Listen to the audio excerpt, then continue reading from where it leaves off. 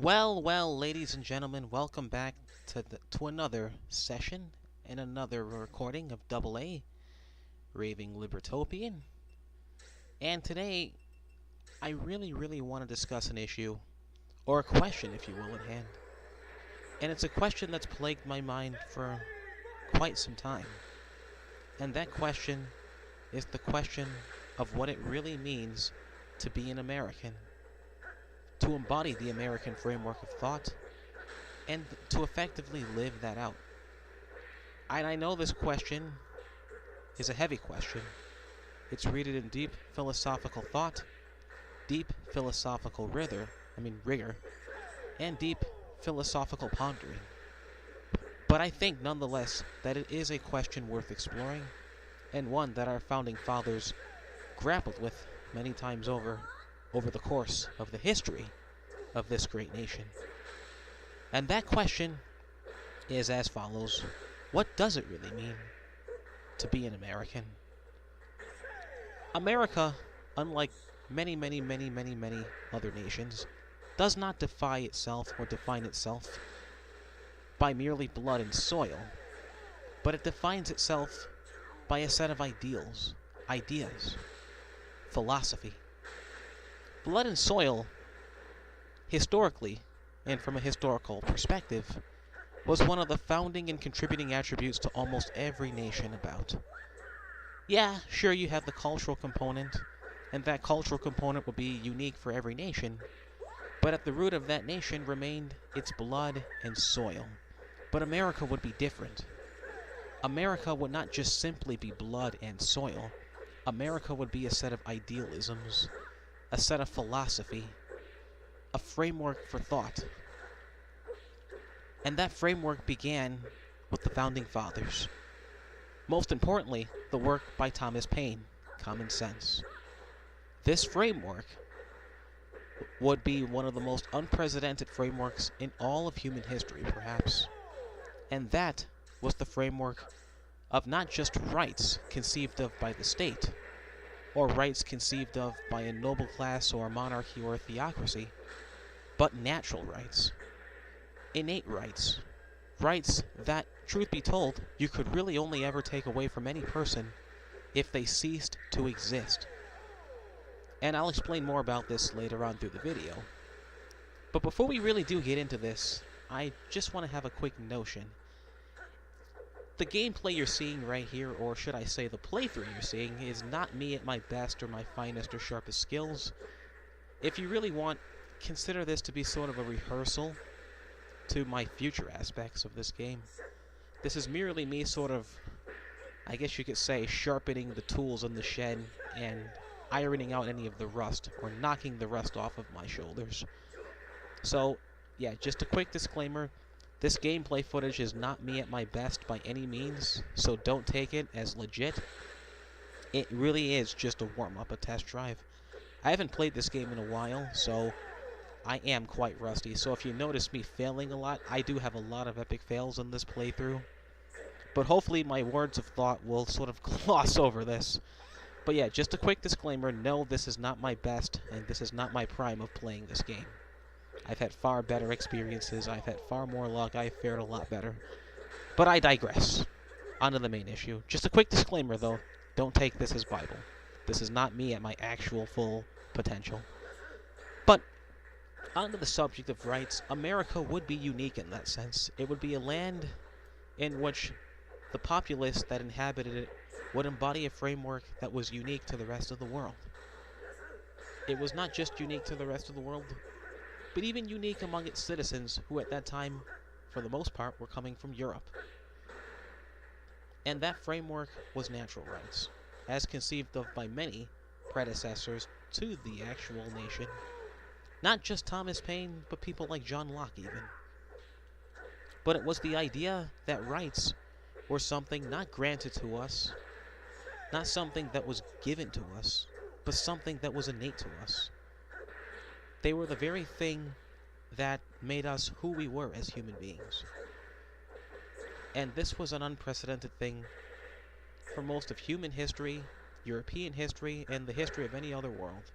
For the first time ever, you had a population, primarily of European descent, coincidentally enough, that recognized rights, or at least had a theory that rights were meant to be something far more than just a privilege granted to us by the nobles, or granted to us by the king, or the pope, or the monarchs of the time in which they arose from, but rather that these rights were something we were born with, something that we were imbibed with from the very beginning, and that it was our job as individuals, sovereign individuals, mind you, to defend, protect, and preserve such natural rights.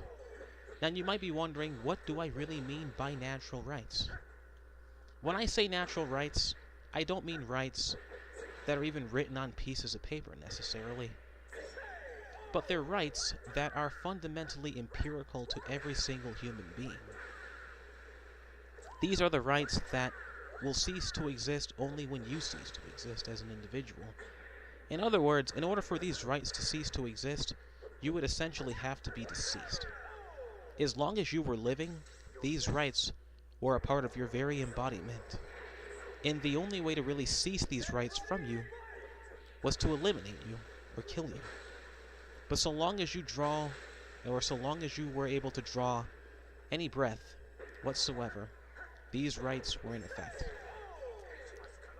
For an example, the right to free speech is not derived from bureaucratic, pencil-pushing, deep state bureaucrats, but rather it was something that was drawn from us, something innate to us, something in which nobody else could control but us.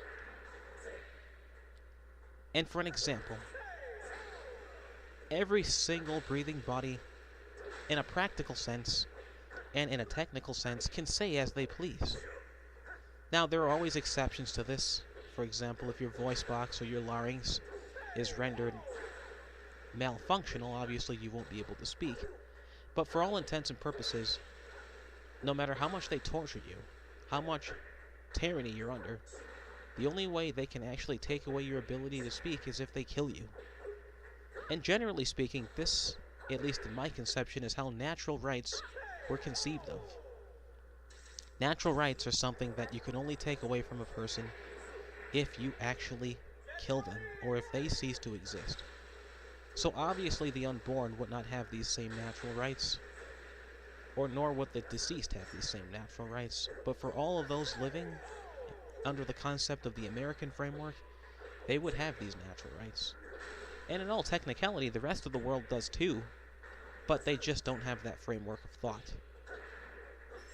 Another example of natural rights is the right to bear arms, or the right to self-defense, as some would call it, by any means necessary.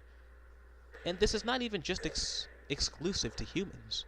You can observe this all throughout the animal kingdom. The right to defend oneself is something innate to animals. I mean, deers, or bears, let's just go with bears for this example, will defend themselves and their cubs by any means necessary. No one grants that right to them. No one imbibes them with that right. It's innate to them. It's instinctual. It's biological. It's evolutionary. And in some sense, that is what natural rights, at least in my humble view, is in fact derived from. Natural rights are things which are fundamentally innate in nature and biological in nature. In other words, we cannot actually separate ourselves from these rights unless we cease to exist. If I sound repetitive, there's a reason for this, and there's a method to this. Because before America was really formed, the idea of natural rights was alien, not even conceived of fundamentally, especially not outside of Europe. Natural rights was a relatively new concept during the Enlightenment period of the 17th and 18th century. For the first time, perhaps in human history, a group or set of humans, a subset of individuals, came forth and acknowledged that we wanted to build something different. America, in a lot of ways, is the long, trenched experiment of human liberty human sovereignty, and human freedom. Unprecedented. It is perhaps one of the most noble and price-costing experience in human history. No longer would a human be granted his rights under a monarchy, or a king, or a crown, or a dynasty of any sorts. America was founded on the belief that rights are inherent to us, rather than granted to us. No matter the power of the tyrants, or no matter the power of the kings, or the nobles, or the queens, rights were something that we as Americans, or we as humans in this case, strive for and to achieve. Despite the odds. Because remember, when America first declared its independence from Britain, the American Revolutionary War was still at bay. And this goes back to the Second Amendment. This goes back to the Second Amendment in every conceivable level. The Second Amendment was a part of the tools that the Founding Fathers gave for us to defend these natural rights. Natural rights are the glue that makes America what it is. Even beyond a simple piece of paper like the Constitution, although that is a part of it, natural rights, I think, are at the forefront of it all. And it's unprecedented. Even Europe today doesn't quite have this embodied in them like America does. I can't think of a European nation that has a First Amendment to free speech or the right to bear arms. And I always make this clear with any audience who I propose this to. America may be descended from Europe, but America is very distinct from Europe and is in fact not Europe. America is a very different beast. America is a beast that, truth be told, although it embodies some aspects of Europe, in a lot of ways is an adversary to Europe. Not exactly necessarily on their mannerisms, although that is a part of it, but in principle and in philosophy. America was meant to be a land of sovereignty, meant to be a land of independence, meant to be a land that would say no to the crown, would say no to the dynasties, and would decide that individual citizens, perhaps for maybe the very first time in all of human history, had a right to self-determination, self-governance, and very, very limited government interference in the private lives of the individuals in which that particular government or that particular state of affairs governed. America would be formed and be unique in that sense. It would be a land of not just opportunity, but a land that would remain distinct and leave its mark on a land and leave its mark on the world in a way that no other nation had conceived of. America didn't just get there by sheer will of its own. America got there by the whims of the people at that time, who believed in a cause that was worth fighting for, bleeding for, sweating for, and dying for. The Bill of Rights, I would argue, is the essential component of liberty for the American people and self-governance and sovereignty for the rest of the American constitutional republic. America, at the end of the day, is perhaps one of the first nations to really embrace freedom. Yes, America had its flaws. Yes, they had slavery. Yes, women were property at the time. But the Founding Fathers and many others to come wrestled with this. They had to wrestle with philosophy versus pragmatism. And that wrestle, that struggle, led to what we conceive of as America, even in the modern age, not on 100%, but on some level. What we have today, you could argue in some sense, is a partially, not entirely, but partially the logical and philosophical conclusion if we follow the Constitution's principles and if we follow the American framework of thought to its logical conclusion. It is a state of individual sovereignty, self-governance, and individual liberty, free and unmeddled with by any tyrant, any monarch, any crown, any bureaucracy, and any agent of the deep state.